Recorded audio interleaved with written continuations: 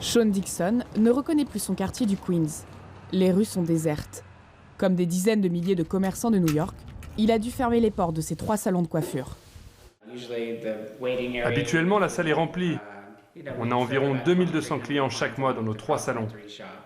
Mais évidemment, avec le confinement, il n'y a personne. Alors Sean n'a pas eu le choix. Il vient de licencier ses 12 employés, qui ont rejoint les 1,2 million de nouveaux chômeurs new-yorkais.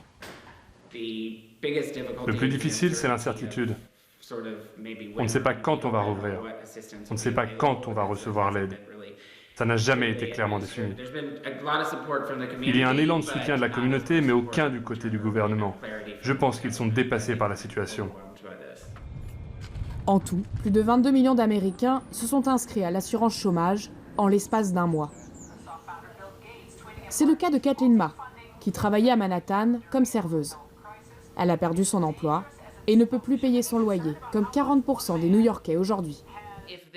Si ce n'est pas fini d'ici juin, si je ne reçois pas les allocations chômage et que je n'ai pas d'argent pour déménager quelque part, je ne peux pas rester ici. Je ne veux pas me retrouver à la rue.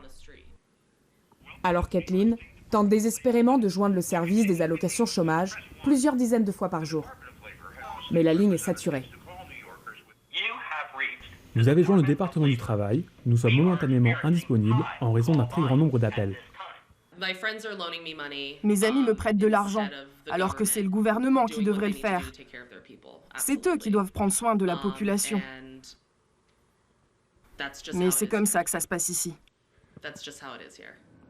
La fermeture des commerces a été prolongée jusqu'au 15 mai. Une catastrophe pour l'économie de la ville la plus riche du monde. Le maire de New York a déjà demandé au gouvernement américain une aide financière de plus de 7 milliards d'euros.